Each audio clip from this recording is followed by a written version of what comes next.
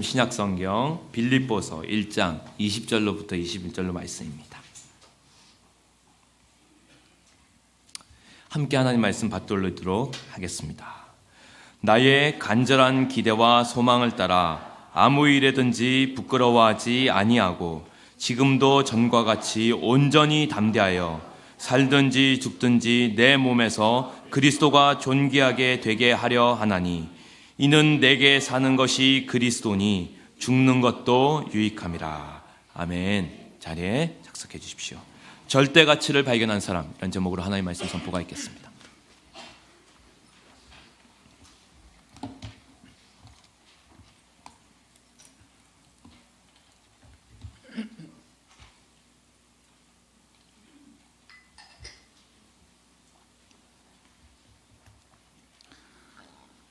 지난주 신년 감사 예배 때 우리는 오늘 본문 말씀을 통해서 새해 우리가 품어야 할 기대와 소망이 무엇인지를 함께 살펴보았습니다.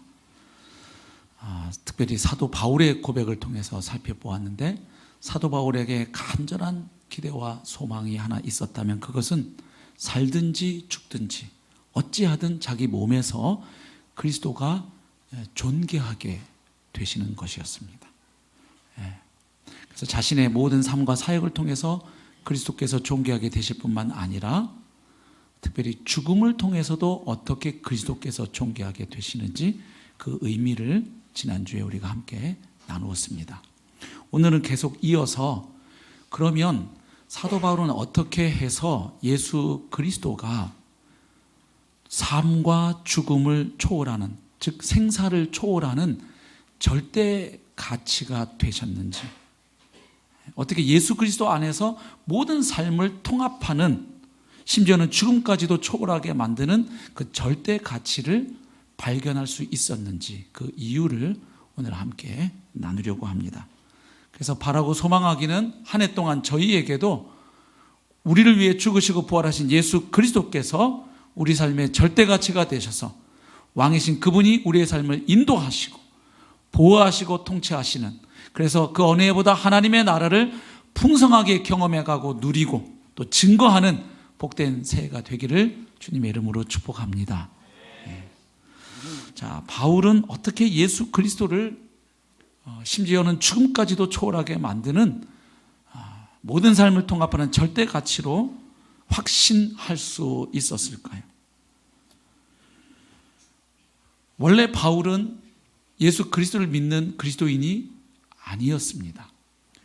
오히려 그는 그리스도인들이 예수 그리스도를 하나님과 동일한 분으로 믿는다는 그 사실에 격분해서 그리스도인들을 체포하고 핍박하는 일에 가장 앞장섰던 인물이었습니다. 디모데전서 1장 13절 보면 바울이 구원받기 전에, 사도로 부르심 받기 전에 자기가 어떤 사람인지를 짧게 묘사하고 있지요. 내가 전에는 비방자요, 이 그리스도의 도, 복음의 도를 비방하는 비방자요, 박해자요, 폭행자였으나 도리어 긍휼을 입은 것은 내가 믿지 아니할 때에 알지 못하고 행하였습니다.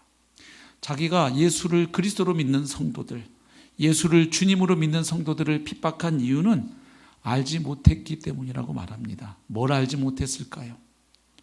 십자가에 못 박혀 죽으신 예수 그리스도, 그리고 다시 부활하신 예수 그리스도가 바로 하나님의 아들이시고 하나님과 동등하신 주이심을 그때는 자기가 알지 못했기 때문에 예수 그리스도를 주로 고백하는 성도들을 핍박하는 일에 자기가 앞장섰다는 고백입니다.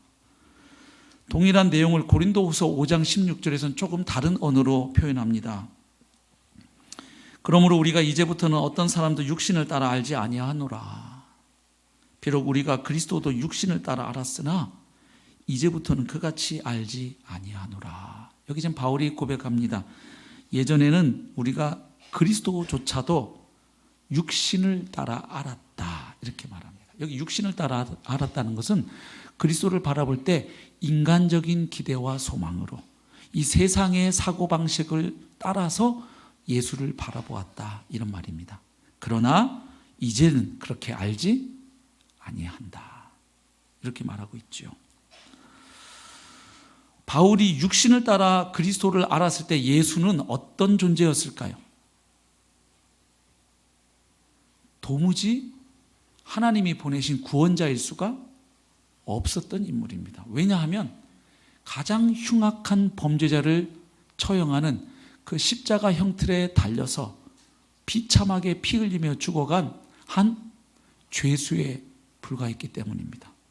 더더군다나 그가 알고 있는 구약 성경 말씀, 신명기 말씀에 의하면 나무에 달려 죽은 자는 그냥 죽은 자가 아니라 하나님의 저주를 받고 죽은 자이기 때문에 더욱 그러했습니다. 신명기 21장 23절 말씀에 보면 이렇게 기록되어 있죠. 그 시체를 나무 위에 밤새도록 두지 말고 그날에 장사하여 내 하나님 여호와께서 내게 기업으로 주시는 그 땅 가나안 땅을 더럽히지 말라. 왜입니까? 나무 위에 달린 자는 하나님께 저주를 받았음이니라. 자, 그러니까 사도 바울이 볼 때 나사렛 예수는 그가 뭐 공생애를 통해서 기적도 하고 좋은 말씀도 좀 하셨는지는 모르겠으나 어쨌든 그의 최후 결말을 볼 때 십자가에 달려 그 나무 형틀에 달려 발가벗겨진 채 비참하게 피를 흘리고 죽어간 죄수, 그것도 하나님께 저주를 받고 죽은 죄수인데 어떻게 그를 하나님이 보내신 구원자 곧 메시아 그리스도라고 믿고 하나님에게만 붙여야 하는 그 호칭인 주라는 호칭을 어떻게 하나님께 저주받아 죽은 죄수에게 붙일 수가 있는가? 이것은 정말로 하나님께 모독이 되는 일이다라고 믿었기 때문에 하나님을 위한 열심으로 그는 그리스도인들을 핍박하는 일에 앞장섰습니다. 그 빌립보서 3장에 보면 바울이 자기도 육신적으로 볼 때 꽤 자랑할 것이 많은 사람이라고 이야기합니다. 그래서 저희가 태어나서 8일 만에 할례를 받았고 뭐 이스라엘 족속이고 베냐민 집하고 뭐 바리새파이고 쭉 하다가 무슨 얘기까지 하냐면 내가 열심으로는 하나님의 교회를 핍박했다 이렇게 얘기합니다. 그러니까 말하자면 그리스도인들을 핍박한 그 이유와 동기가 뭐라는 겁니까? 하나님을 향한 열심 때문이었다는 거예요. 바울이 믿기에 하나님은 오직 유일하신 여호와 하나님, 아브라함을 선택하시고 그의 후손들인 이스라엘 백성과 언약을 맺으신 여호와 하나님 한 분만이 유일한 신인데 어떻게 하나님의 저주를 받고 죽은 예수를, 나사렛 예수를 하나님께 붙여야만 하는 그 이름 주라는 호칭을 그 죄수에게 붙일 수 있는가? 이런 사람들은 다 잡아서 감옥에 넣고 처형시키는 것이 내가 하나님을 위해서 할 수 있는 일이다라고 믿고 나름 그는 사명감을 가지고 아주 열심을 내어서 그 일에 앞장섰던 것이죠. 자, 그런데 그랬던 사도 바울이 그전에는 사도 바울이 아니었죠. 바울이 바로 다메섹 도상에서 그가 핍박했던 예수 그리스도, 특별히 부활하신 주 예수 그리스도를 그가 만나게 되어 회심을 합니다. 그리고 이제는 그 십자가에 못 박힌 그리스도의 복음을 증거하는 사도로 부르심을 받게 되지요. 그 장면이 사도행전 9장에 기록이 되어 있습니다. 한번 보실까요? 사도행전 9장입니다. 1절 사울이 주의 제자들에 대하여, 자 여기 사울이라는 이름이 나오는데 바울에게는 두 가지 이름이 있었어요. 하나는 사울인데 이것은 히브리식 이름입니다. 그리고 바울이라는 이름은 로마식 이름이에요. 그래서 바울에게는 두 이름이 있었죠. 사울이 주의 제자들에 대하여 여전히 위협과 살기가 등등하여, 특별히 지금 이 장면이 바로 앞에 스데반의 순교 장면이 있었습니다. 그 스데반을 처형하는 현장에도 누가 있었나요? 사울이 있었죠. 그런데도 그는 여전히 위협과 살기가 등등합니다. 대제사장에게 가서 다메섹 여러 회당에 가져갈 공문을 정하니, 요즘 말로 하면 체포영장 같은 거지요. 이는 만일 그 도를 따르는 사람, 그 도가 무슨 도입니까? 바로 예수 그리스도의 복음의 도입니다. 그 도를 따르는 사람을 만나면 남녀를 막론하고 결박하여 예루살렘으로 잡아오려 함이라. 그러니까 그 예루살렘 안에 있는 그리스도인들을 핍박하는 일 가지고 성이 안 차서 지금 저 멀리 다메섹까지 가서 거기에 있는 그리스도인까지 잡아가지고 예루살렘으로 끌고 오려고 지금 가는 바로 그 길입니다. 3절, 사울이 길을 가다가 다메섹에 가까이 이르더니 호련히 하늘로부터 빛이 그를 둘러 비추는지라. 하늘로부터 강력한 빛이 바울을 비추었습니다. 그래서 그 순간 그는 땅에 떨어집니다. 땅에 엎드러져 들음에 소리가 있어 이르시되, 그런데 하늘로부터 소리가 들려오는 것이지요. 사울아, 사울아, 네가 어찌하여 나를 박해하느냐. 사실 바울 입장에서는 나사렛 예수를 직접 박해한 적은 한 번도 없지요. 예. 그가 박해한 사람들은 누굽니까? 예수를 그리스도로 믿는 성도들, 곧 교회였습니다. 근데 주님은 뭐라고 하십니까? 네가 어찌하여 나를 박해하느냐. 그러니까 주님의 몸인 교회를 주님 자신과 동일시하고 계시는 주님을 볼 수 있지요. 네가 어찌하여 나를 박해하느냐 하시거늘 대답하되 주여 누구시니까. 이때 바울이 던진 질문이 모든 인생이 던져야 할 가장 근본적인 질문입니다. 누가 주님이신가? 누가 왕이신가? 이 질문이죠. 주여 누구시니까? 이르시되 나는 네가 박해하는 예수라. 사울의 질문과 주님의 대답을 조합하면 이런 명제가 성립하죠. 십자가에 못 박혀 죽으시고 부활하신 예수가 주이시다. 아멘. 너는 일어나 시내로 들어가라. 네가 행할 것을 내게 이를 자가 있느니라 하시니. 그리고 그 이후 스토리는 아시죠. 아나니아라고 하는 사람이 하나님의 명을 받아 사울을 찾아가고 그렇게 해서 기도해 주지요. 그래서 그때 눈에서 비늘 같은 것이 떨어지면서 사울이 비로소 앞을 볼 수 있게 됩니다. 그리고 이제 음식을 먹고 그가 건강을 회복한 이후에 바로 이 바울이 어떤 일을 했는지 사도행전 9장 19절부터 기록이 되어 있습니다. 음식을 먹음에 강건하여지니라. 사울이 다메섹에 있는 제자들과 함께 며칠 있을새 즉시로 각 회당에서 예수가 하나님의 아들이심을 전파하니. 아멘. 부활하신 주님을 만나고 바로 바울이 전했던 메시지가 무엇입니까? 바로 십자가에 못 박혀 처형당한, 하나님의 저주를 받아 죽었다고 판단된, 그래서 도무지 구원자일 수가 없고 메시아일 수가 없다고 생각했던 그 예수가 바로 하나님의 아들이심을 전파했어요. 듣는 사람이 다 놀라 말하되 이 사람이 예루살렘에서 이 이름, 즉 예수의 이름이죠, 이 이름을 부르는 사람을 멸하려던 자가 아니냐. 여기 온 것도 그 목적도 그리스도인들을 결박하여 대제사장들에게 끌어가고자 함이 아니냐 하더라. 얼마나 충격적인 일이었겠어요. 그러나 사울은 힘을 더 얻어 예수를 그리스도라 증언하여 다메섹에 사는 유대인들을 당혹하게 하니라. 그러니까 부활하신 주님 만나자마자 바울이 전했던 메시지, 그 복음이 무엇입니까? 십자가에 못 박혀 죽으신 예수가 바로 그리스도요 하나님의 아들이심을 선포했던 것이죠. 왜 이렇게 선포할 수 있었을까요? 얼마 전까지 십자가에 못 박혀 죽은 죄수에 불과한, 더군다나 하나님의 저주를 받아 죽은 죄인에 불과한 예수를 어떻게 바울은 그리스도로, 하나님의 아들로 이제 믿고 담대하게 증거할 수 있게 되었을까요? 이유가 있지요. 바울은 부활하신 주님 만나고 난 이후에 십자가에 달리신 예수님이 어떤 분이신지, 그리고 그 십자가 사건이 어떤 사건이었는지를 밝히 깨닫게 됩니다. 우선 바울이 하나 알았던 것은 여전히 예수님이 십자가에 달려서 하나님의 저주를 받은 것은 사실이라는 걸 그가 알았어요.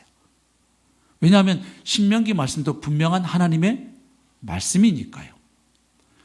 그런데 문제는 십자가에서 하나님께 저주를 받아 죽은 예수를 누가 살리셨습니까? 하나님이 살리셨어요. 그 말은 곧 하나님께서 예수를 옳다고 증언하신 사건임을 알게 된 거예요.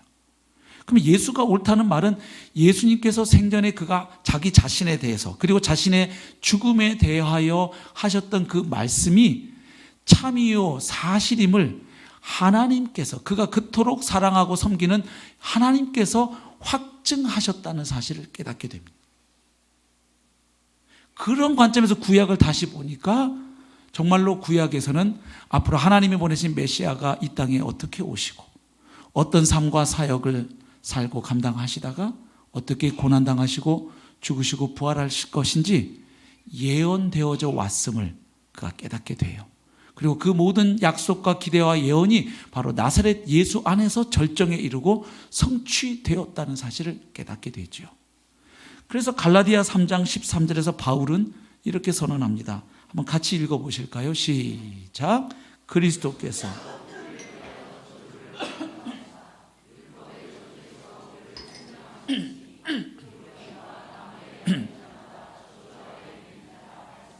아멘. 자, 여기서 보시면 그리스도께서 우리를 위하여 저주를 받으셨다고 말합니다. 그분이 저주를 받으심으로 우리를 율법의 저주에서 속량하셨다. 속량하셨다는 건 노예를 값주고 사서 풀어주는 것, 해방시켜주는 것을 속량이라고 합니다. 구속이라고도 하죠, 성경에서는. 그래서 값을 주고 사서 풀어주다, 자유케 하다, 해방시켜주다 하는 단어입니다. 그러니까 그리스도께서 우리를 대신해서 저주를 받으신 것 때문에 우리가 율법의 저주에서 해방되는 일이 일어났다고 선언합니다. 그 일이 가능한 근거를 이렇게 설명하는 거예요. 기록된 바. 그러면서 신명기 말씀을 인용하죠. 나무 위에 달린 자마다 저주 아래에 있는 자라 하였습니다. 그러니까 바울은 알게 됐어요. 아, 나사렛 예수가 십자가에 달렸을 때 그는 분명 하나님의 저주를 받은 것이 맞다. 그런데 문제는 하나님이 그분을 살리심으로 그분이 그 십자가상에서 받으신 저주와 심판이 예수 자신의 죄와 허물로 인한 심판과 저주가 아니고 그분이 일찍이 말씀하셨던 것처럼 내가 온 것은 섬김을 받으려 함이 아니라 도리어 섬기려 하고 내 목숨을 많은 사람의 대속물로 주려 함이니라. 그리고 최후의 만찬에서 떡을 주시면서 받아 먹으라. 이것은 너희를 위하여 찢기는 나의 몸이니라. 포도주를 주시면서 받아 마시라. 이것은 많은 사람을 위하여 흘리는 바 나의 피 곧 언약의 피니라.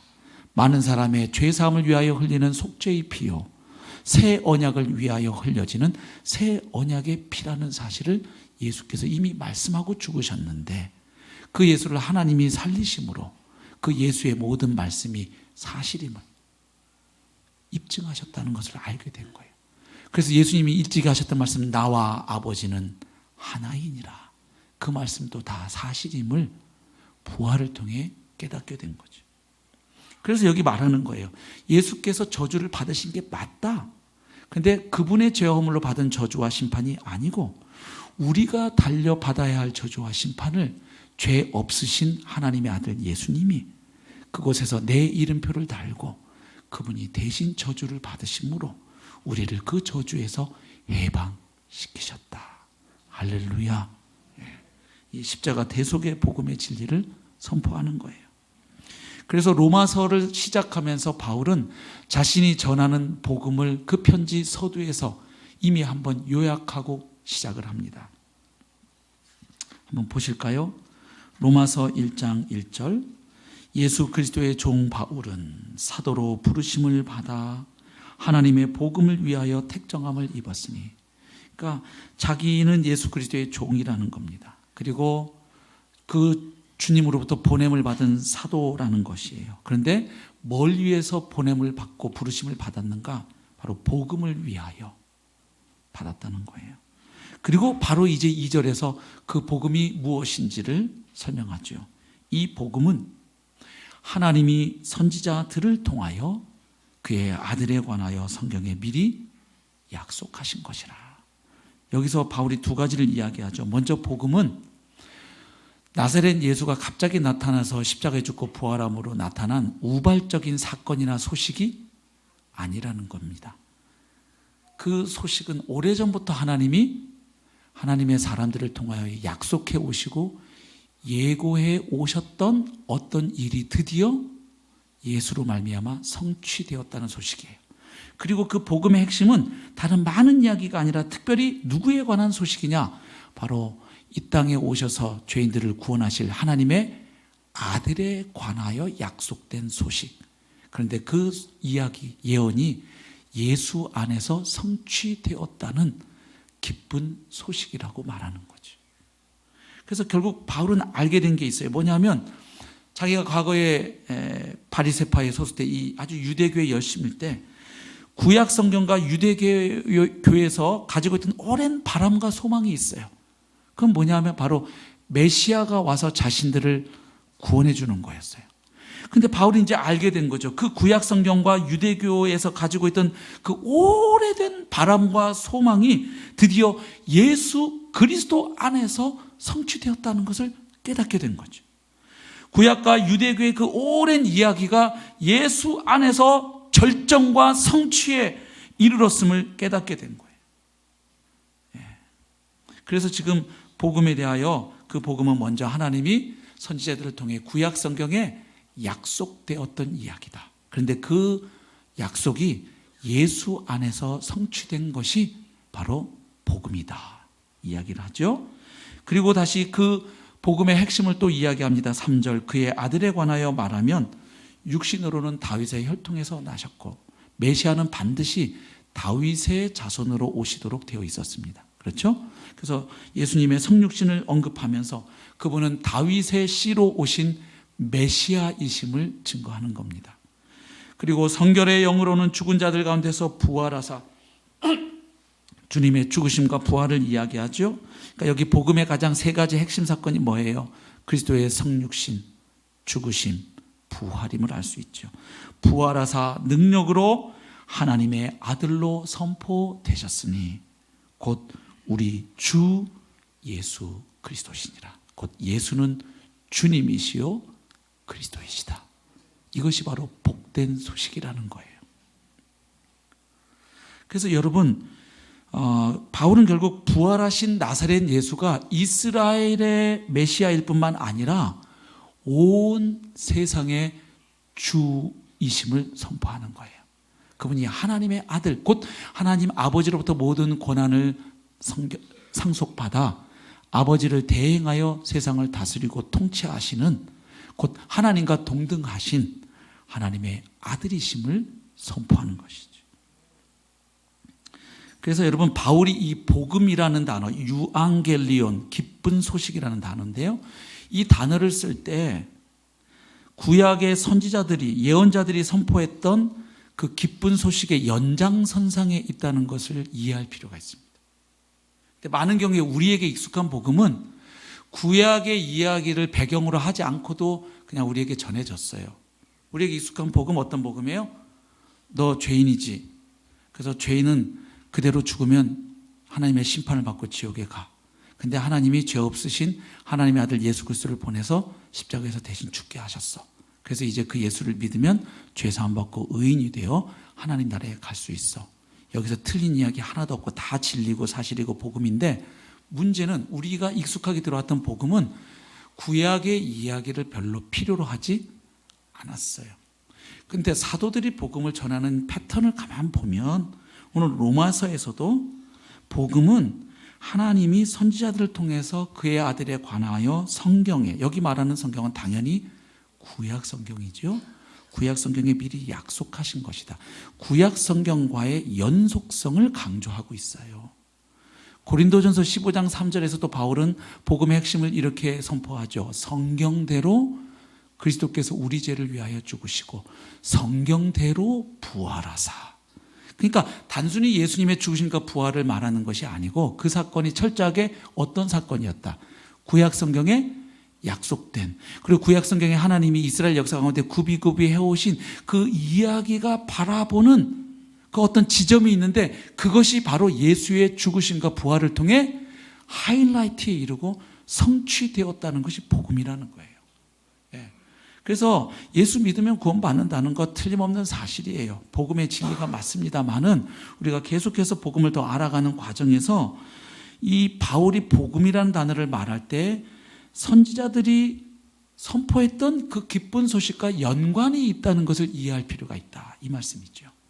그러면 그 바울이 복음이라는 단어를 사용할 때 구약 성서에서 그 단어는, 복음이라는 단어, 기쁜 소식이라는 단어는 어떤 맥락에서 사용되었을까요?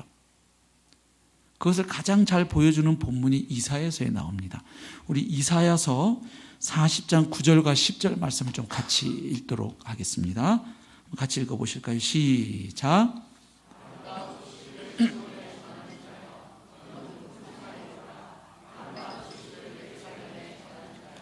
너는 힘써 소리를 높이라. 두려워하지 말고 소리를 높여 유다의 성읍들에게 이르기를 너희의 하나님을 보라 하라. 보라, 주 여호와께서 장차 강한 자로 임하실 것이요 친히 그의 팔로 다스리실 것이라. 보라, 상급이 그에게 있고 보응이 그의 앞에 있으며. 아멘. 자, 여기 이사야 선지자가 아름다운 소식 이야기하지요. 그 아름다운 소식, 복된 소식의 핵심 내용이 뭐죠?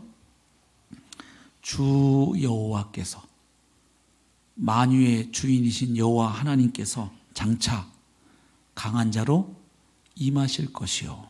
그 아름다운 소식의 내용이 뭐냐 하면 장차 어느 때에 하나님이, 주님이신 하나님이 임하신다는 거예요. 자기 백성에게 찾아오신다는 거예요. 그리고 또 한 가지 기쁜 소식이 뭐냐면 그렇게 오셔서 그분이 뭐 하신다는 거예요. 친히 그의 팔로 다스리실 것이라. 그러니까 결국 지금 선지자가 이야기하는 아름다운 소식은 장차 어느 때에 하나님이 자기 백성에게 찾아오셔서 그분이 왕으로, 주로 다스리시고 통치하실 거라는 거예요. 결국 하나님 나라의 복음이죠. 하나님이 오셔서 다스리신다. 그것이 아름다운 소식의 내용이었어요.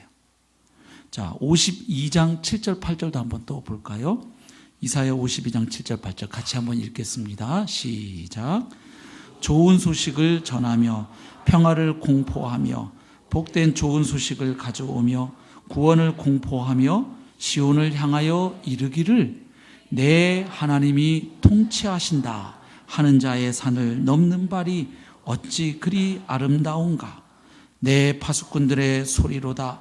그들이 소리를 높여 일제히 노래하니 이는 여호와께서 시온으로 돌아오실 때에 그들의 눈이 마주 보리로다. 아멘. 똑같죠? 여호와께서 시온으로 돌아오시고 그 하나님이 뭐 하신다? 통치하신다. 그러니까 복음의 이 선지자들이 바라보는 기쁜 소식은 뭐냐면 하나님이 오셔서 그분이 다스리고 통치하시는 것을 아름다운 소식, 기쁜 소식, 복된 소식으로 선포하는 거예요. 그래서 이사야 40장부터 66장까지 보면 크게 두 가지 주제가 나타나 있죠. 하나는 야훼 하나님께서 시온으로 귀환, 돌아오셔서 그분이 왕으로 즉위하신다. 그리고 또 한 가지는 그렇게 되면 우리는 이 바벨론 포로 상태에서 해방이 되고 다시 본토인 이스라엘로 뭐 하게 된다? 귀환하게 되는 게 그때 당시에 기대했던 복음이었어요. 그러니까 하나님이 오셔서 왕으로 다스리실 때 그 사람들이, 하나님의 백성들이 뭔가 얽매여 있고 종속되어 있던 상태에서 뭐 된다? 해방되고 자유케 되는. 그러니까 하나님의 통치는 곧 하나님의 백성을 뭐 하는 사건이 되는 거예요? 구원하시는 사건이 돼요. 그리고 그 하나님은 선하시고 신실하시고 좋으신 하나님이기 때문에 그 하나님의 통치는 우리들에게 기쁨과 행복을 가져다주는 복된 통치이기 때문에 그 하나님이 오셔서 왕으로 다스리시는 것, 곧 하나님의 나라가 회복되는 것은 그들이 간절히 기다렸던 복된 소식이죠. 그래서 이사야서에서 말하는 복음은 한 문장으로 하면 결국 하나님께서 온 세상의 왕이심을 선포하는 것이었어요. 그러면 이 복음의 전통을 이어받아서 바울이 전했던 복음은 뭐냐? 십자가에서 죽음을 당하시고 부활하신 나사렛 예수가 바로 하나님의 통치권을 받으신 온 세상의 주이심을 선포했던 거예요. 맥락이 같죠. 근데 문제는 그러면 과연 사도 바울이 복음을 선포하고 설교할 때 혹은 로마서를 기록할 때 이사야 선지자가 말하는 이 복음의 개념을 바울도 공유하고 그것을 인지한 채로 복음을 말했느냐 하는 것이죠. 사실이죠. 로마서 10장 13절부터 봅니다. 바울이 이렇게 이야기하죠. 거기 이스라엘에게도 복음이 전파되었지만 그들이 복음을 거부한 그 안타까운 이야기를 할 때 바울이 이런 얘기를 해요. 누구든지 주의 이름을 부르는 자는 구원을 받으리라. 그런즉 그들이 믿지 아니하는 일을 어찌 부르리요? 듣지도 못한 일을 어찌 믿으리요? 전파하는 자가 없이 어찌 들으리요? 이 말을 지금 하는 이유는 이스라엘 백성에게 복음이 전파되었다는 사실을 강조하는 거예요. 그러면서 15절 보면 보내심을 받지 아니하였으면 어찌 전파하리요? 기록된 바 아름답도다 좋은 소식을 전하는 자들의 발이여 함과 같으니라. 지금 여기 바울이 기록하고 있는 기록된 바 아름답도다, 이게 어디에 나오는 구절이에요? 바로 이사야 52장 아까 7절 8절에 나오는 그 구절을 인용하고 있죠. 그러니까 바울이 그 복음의 연장선상에 서서 선지자들은 장차 하나님이 강림하셔서 그분이 그의 강한 팔로 다스리시고 통치하시는 것을 그들은 기쁜 소식으로 내다보았는데 바로 그 오시기로 되어 있는 하나님이 누구시다? 바로 하나님이 보내신 하나님과 동등하신 그의 아들 예수 그리스도, 특별히 성경대로 십자가에 못 박혀 죽으시고 부활하신 예수 그리스도, 그분이 바로 오시기로 약속된 그 왕이요 주이시다. 그래서 그분이 이 땅에 오셨다는 것은 곧 하나님의 통치와 구원이 이 땅 가운데 임하였다는 것을 의미하기에 그것을 기쁜 소식으로, 복된 소식으로 선포했던 것이죠. 그래서 바울이 전하는 복음의 전체 그 핵심 라인이 뭐냐 하면 성경대로 십자가에 죽으시고 부활한 나사렛 예수가 그리스도요 주요 하나님의 아들이시다. 곧 예수가 온 세상의 왕이시다. 이게 그가 전했던 복음입니다. 볼까요? 빌립보서 2장 8절. 성도들에게 그리스도 예수의 마음을 품으라고 권면한 뒤에 그 예수님이 어떤 분인지를 설명하죠. 그분은 사람의 모양으로 나타나사 자기를 낮추시고 죽기까지 복종하셨으니 곧 십자가에 죽으심이라. 이러므로 하나님이 그를 지극히 높여 모든 이름 위에 뛰어난 이름을 주사. 누구에게? 십자가에 못 박혀 죽은 나사렛 예수에게. 하늘에 있는 자들과 땅에 있는 자들과 땅 아래에 있는 자들로 모든 무릎을 누구의 이름에? 예수의 이름에 꿇게 하시고 모든 입으로 예수 그리스도를 누구라고? 주라 시인하여 하나님 아버지께 영광을 돌리게 하셨느니라. 아멘. 고린도후서 4장 5절에서 바울은 자신이 전파하는 복음을 또 이렇게 요약합니다. 우리는 우리를 전파하는 것이 아니라 오직 그리스도 예수의 주 되신 것과, 자기가 선포하는 복음의 핵심이 뭐라는 거예요? 그리스도이신 예수님이 바로 누구시라는, 주님이시라는 복음이 자기가 선포하는 복음임을 말하죠. 사도행전 16장 31절 보면 그 감옥의 간수장이 어떻게 하여야 내가 구원을 얻으리까 물었을 때 바울이 대답합니다. 이르되 주 예수를 믿으라. 그리하면 너와 내 집이 구원을 받으리라. 아멘. 주 예수를 믿으라. 로마서 10장 9절에서 바울은 또 이렇게 말하죠. 네가 만일 내 입으로 예수를 주로 시인하며 또 하나님께서 그를 죽은 자 가운데서 살리신 것을 내 마음에 믿으면 구원을 받으리라. 정리하면 십자가에 못 박혀 죽으시고 부활한 예수님을 주님으로 고백하면 네가 구원을 받으리라. 로마서 14장 8절 9절에서 바울은 또 이렇게 선언합니다. 우리가 살아도 주를 위하여 살고 죽어도 주를 위하여 죽나니 그러므로 사나 죽으나 우리가 주의 것이로다. 이를 위하여 그리스도께서 죽었다가 다시 살아나셨으니 예수님께서 왜 십자가에 못 박혀 죽으시고 부활하셨는가? 곧 죽은 자와 산 자의 주가 되려 하심이라. 아멘.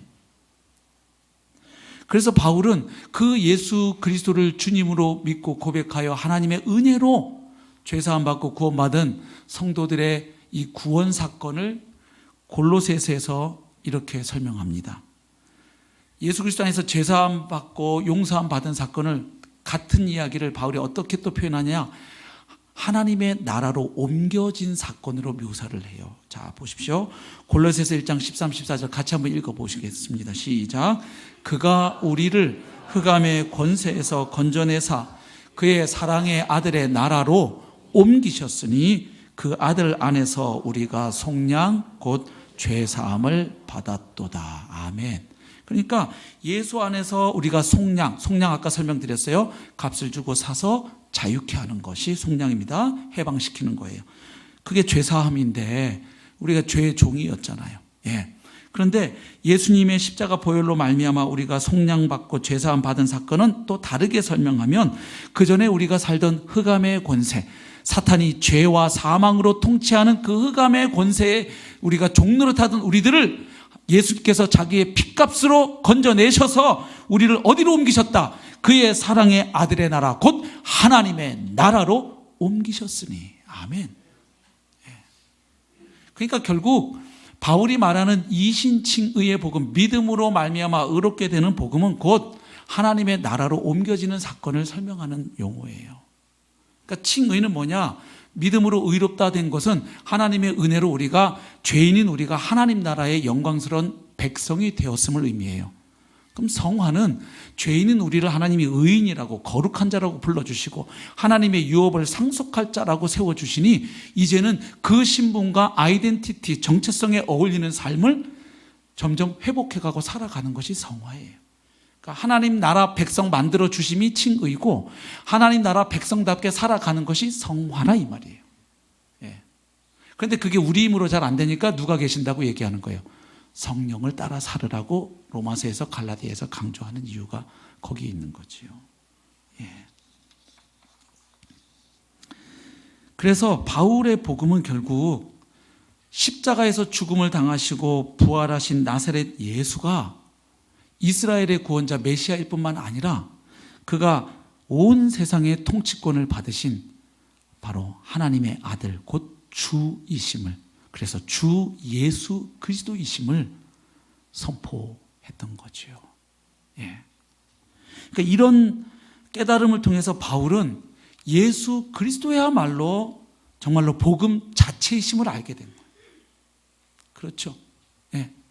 그분이 복음 자체이시구나.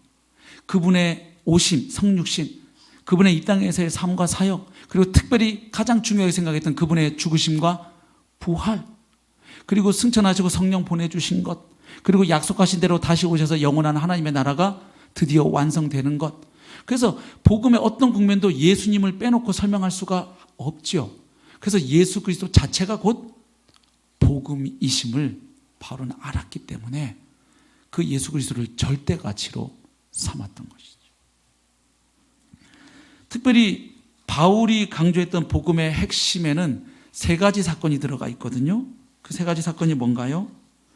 예수 그리스도의 성육신, 대속의 십자가 죽으심, 그리고 부활이에요. 이 세 복음의 요소에 나타난 복음의 능력과 영광을 바울은 발견했던 사람이지요.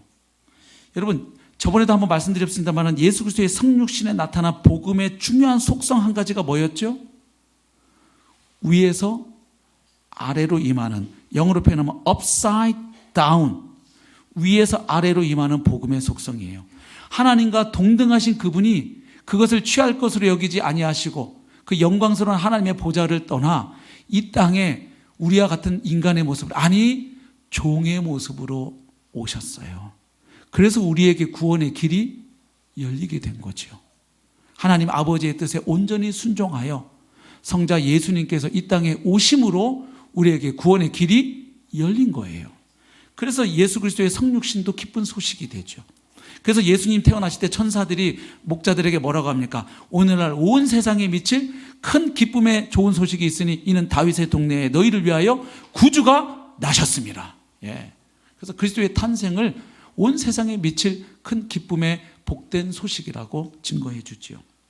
그래서 이 성육신에 나타난 복음의 능력을 깨달으면 이 복음을 받아들인 성도들 가운데에서는 점점 세상과는 구별되고 차별되는 대한 공동체 모습이 회복되기 시작하죠. 다시 말하면 세상이 가치 있게 여기고 중요하게 여기는 것들이 힘을 잃어버리기 시작하는 거예요. 그래서 이게 위아래가 바뀌는, 왜냐하면 영광스러운 하나님이 낮아지시고 비천해지심으로 우리가 영광스러워졌고 부유하신 그분이 가난해지심으로 우리가 부유해졌기 때문에 이 복음 안에는, 이 하나님 나라 안에는 이 소위 전복의 원리, 위아래가 뒤집어지는 이 놀라운 일이 일어난다는 거죠. 예. 그래서 그전에 우리가 중요하게 생각했던 권력, 명예, 돈, 직위 이런 거에 대한 가치관이 바뀌니까. 그래서 이 복음의 진리 안에서 계속 교회 공동체가 가게 되면 세상에서 갑질했던 사람이 교회 들어오면 더 이상 갑으로 있지 아니하고 그리스도의 사람으로, 오히려 더 섬기는 자로, 더 힘이 있고 지식이 있고 돈이 있고 권력이 있으면 더욱더 그는 섬기는 자로 가게 되는 것이 복음의 정신이죠. 그래서 예수님도 제자들에게 세상의 주관자들은 이렇게 통치하지만 너희 가운데서는 섬기는 자가 되어야 마땅하다. 하나님 나라에서는 섬기는 자가 큰 자다. 이게 바로 이 원리예요. 뒤집어지는 원리. 그 다음에 대속의 십자가에 나타난 복음의 속성은 뭡니까? 안에서 밖으로의 원리죠. 안에서 밖으로 임하는 복음의 속성. Inside out. 세상의 종교의 패러다임은 뭐냐 하면 내가 내 행위를 바꾸어서 구원받겠다는 거예요. 내가 열심히 기도해서, 열심히 선을 쌓아서, 열심히 남 많이 도와주고 착한 일 많이 해서, 열심히 마음 공부해서 하여튼 내가 영광을 쌓고 축적해서 그걸로 신의 인정을 받거나 축복을 받아내거나 내가 원하는 구원을 받든지, 아무튼 내 밖에 어떤 거를 고쳐서 안에를 해결해 보려고 해요. 그런데 십자가의 복음은 우리가 하나님과 원수되었을 때, 죄인일 때, 연약할 때 하나님이 아들 예수 그리스도를 십자가에 내주심으로 우리에 대한 하나님의 사랑을 확증하신 복음이, 할렐루야. 그래서 이 은혜의 복음을 깨달은 사람은 이제 그 은혜에 감격하여 기쁨으로 주님께 순종하는 거예요. 그러니까 내가 주님께 순종하고 착한 일 많이 하고 교회 봉사해서 그거 포인트 쌓아서 구원해 가는 것은 세상 종교가 말하는 패러다임이고, 십자가 복음은 자격 없는 우리를, 죄인이고 하나님과 심지어 원수된 우리를 하나님이 자기 아들을 잡아서 구원에 이르게 하셨다는 복음이에요. 예, 그래서 이 대속의 십자가는 안에서 그 복음이, 그 은혜가 우리의 심령을 갈아엎는 거죠. 어떻게 나 같은 죄인을, 머리부터 발끝까지 존재적 죄장아찌인 나를 어떻게 하나님이 사랑하셔서 자기 아들을 잡으셨을까? 그 은혜가 우리로 하여금 순종하게 하고 거룩한 삶으로 나아가게 하는, 그래서 내면을 바꾸어서 우리의 마음을 할례받은 마음으로 바꾸어 순종하게 하고 우리의 행위를 바꾸는 복음의 속성이에요. 그 다음에 부활의 복음에 나타난 복음의 속성은 뭡니까? 미래에서 현재로 임하는 속성이에요. forward back이에요. 주님의 부활은 장차 예수님 다시 재림하셔서 완성될 그 나라의 속성을 미리 보여주고 미리 성취하신, 그걸 선취라 그래요. 미리 역사 가운데 선취하신 사건이에요. 그래서 예수님의 부활을 첫 열매라고 이야기하는 거예요. 그리스도 안에 있는 우리들도 장차 주님의 부활에 참여할 것을 보증해 주는 첫 열매일 뿐만 아니라 이미 사망이 예수님 앞에 무릎을 꿇었는데 장차 그 주님이 영광스러운 왕이 다시 오실 때에는 이제는, 지금 우리는 아직 사망을 경험하고 있어요. 이 세상에 죽음이 있어요. 신자들도 병 걸리고 사고로 죽고 해요. 사망이 역사하고 있어요. 이 세상은 아직까지. 그러나 이 세상은 이미 2000년 전에 주님 앞에 무릎을 꿇은 세력이에요. 그래서 그 영광스러운 왕이 다시 오실 때에는 이제 어떻게 하시느냐? 주님이 사망을 사망시켜 버리시는 거죠. 예, 사망을 무적에게 넣어서 더 이상 그 나라는 사망이나 곡하는 것이나 애통하는 것이 없는 완전한 하나님의 나라죠. 그것이 이미 결론인 거예요. 그래서 성도는 이 부활의 복음을, 예수 그리스도의 부활을 확실히 믿고 나도 그 부활에 참여할 자로 부르심 받았다는 이 영광스러운 부활의 복음을 믿으면 오늘 내가 살아가는 현재의 삶을 오늘의 관점에서만 바라보는 것이 아니라 이미 결론 난 그 부활을 통해 그 미래의 관점에서 오늘을 바라보는, 말하자면 종말론적 관점에서 오늘을 살아가는 자가 되는 거예요. 이걸 좀 쉽게 설명해 보겠습니다. 여러분, 옛날에 권투 선수 홍수환 선수 이야기 아세요? 그 홍수환 선수가 그 중요한 챔피언 시합에서 다운을 제 기억에 의하면 4번인가 당했어요. 여러분, 권투 시합에서 다운 4번 당하면요, 보통은 끝난 경기입니다. 그런데 놀랍게도 이 선수가 다시 일어나가지고 결국 상대방을 KO 시키고 챔피언 벨트를 땁니다. 그래서 그때 막 전화 통화 됐을 때 엄마 나 챔피언 먹었어, 아주 유명한 이야기죠. 여러분, 이 결론을 알고 그 권투 경기를 한번 이렇게 리플레이해서 본다고 생각해 보세요. 거기 홍선 선수가 다운을 탁 당했을 때 어떨까요? 아이고 졌네 이럴까요? 아니에요. 조금만 기다려봐. 2번째 다운될 때요, 3번째, 아니 4번째, 아이고 이 경기 끝났네. 그런데 결론을 아는 사람은 아니야, 조금만 기다려, 잠시 후에 이 선수가 상대방을 KO 펀치를 날려갖고 끝내고 챔피언 먹게 돼 있어. 그러니까 이 결론을 모르고 보면 그 다운 한 번 되는 건요 다 패배고 절망의 소식이에요. 근데 이미 결론을 알고 보면 그 잠시 패배로 보이는 그 연약함, 쓰러진 사건이 얼마나 극적인 그 드라마를 위한, 반전의 드라마를 위한, 지금 말하자면 밑밥 까는 사건인지를 아는 거예요. 좀 이따가 얼마나 위대한 반전이 일어날 텐데. 마찬가지예요. 우리가 이 세상을 살면서 사랑하는 이들과 사별할 때 성도라고 왜 슬픔과 아픔이 없고 고통이 없어요? 있지요. 그러나 성도는 그 죽음의 세력 앞에서 완전히 압도당하거나 좌절하거나 절망하지 아니합니다. 왜냐하면 예수님께서 이미 그 사망을 정복하고 부활하셨기 때문입니다. 예. 그리고 우리도 그 부활에 참여할 것이 너무나 확실하기 때문이죠. 예. 그래서 그 상실감, 아픔도 있지만 이 부활의 소망, 주님 다시 오셔서 완성될 그 영원한 하나님의 나라 천국에 대한 소망이 우리로 하여금 견디게 하고 다시 일으켜 세우는 것이죠. 예. 그래서 우리는 죽음을 세상 사람들처럼 그렇게 두려워하지는 않는 것이죠. 그리고 그 미래의 관점에서, 그리고 그 나라의 주님과 함께할 그날을 소망하며 오늘 내가 이 땅에서 어떤 자세로 삶을 성실하게 살아가야 될까, 그 미래를 결론을 놓고 그 관점에서 오늘을 내가 바라보고, 오늘 내게 이런 아픔이 있고 이런 시련이 있고 이런 터널이 있는데 이것을 내가 어떻게 통과해서 최종 그 영광스러운 구원의 완성에 도달할 것인가, 그걸 보면서 오늘 우리는 또다시 견딜 수 있고 일어설 수 있고 승리할 수 있는 줄로 믿습니다. 예, 그러니까 이런 예수 그리스도가 기쁜 소식이고 복음이라는 것을 깨닫고 나니까 그분이 답이 되는 거예요. 백문일답 예수 그리스도가 되는 거예요, 바울에게. 예. 그래서 여러분, 좋은 소식, 복음은 좋은 소식이고 기쁜 소식인데 여러분, 소식이 뭡니까? 소식. 우리 삶을 바꾸는 어떤 중요한 사건, 아주 기쁜 사건이 발생했다는 소식이에요. 그게 일어났다는 이야기가 소식이에요. 맞죠? 복음은 기본적으로 소식이에요. 근데 자꾸 교회가 복음을 소식으로 전하지 않고 조언이나 충고나 잔소리로 자꾸 만들어요. 복음은 예수 그리스도 안에서 어떤 일이 시작되었고 그 일로 인해서 앞으로 어떤 일이 벌어질 것이라는 내용이 담긴 기쁜 소식입니다. 아멘?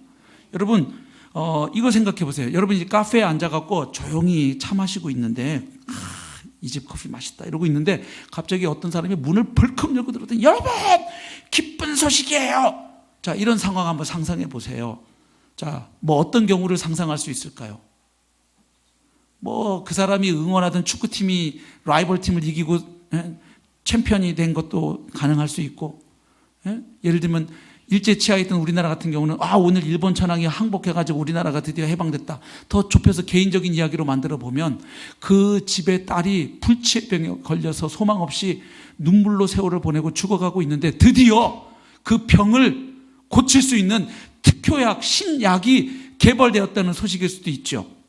자, 그러면 이때 기쁜 소식이 갖는 특징 몇 가지가 있어요. 생각해 보세요. 한 가지는 이 기쁜 소식은 난데없이 불쑥 튀어나온 소식이 아니고 그 앞에 진행되어 오던 어떤 그 이야기, 더 큰 이야기, 맥락이 있다는 거예요. 그 맥락 속에 어떤 사건이 일어났다는 이야기예요. 맞습니까? 이 경우를 예를 들면 지금 이 사람 같은 경우 자기 딸이 불치병에 걸려서 소망 없이 하루하루 눈물로 세월을 보내고 있는 그 이야기. 어떻게 하면 좋아? 우리 딸 살아나야 되는데 그 가족들이 고통을 겪으며 좌절하고 아파하는 그 살아오던 삶의 이야기가 있었어요. 그렇죠? 그런데 드디어 어떤 소식이 전해진 거예요. 그 약을 한 방에 고칠 수 있는 그 병을 고칠 수 있는 약이 드디어 개발되었다는 거죠. 네.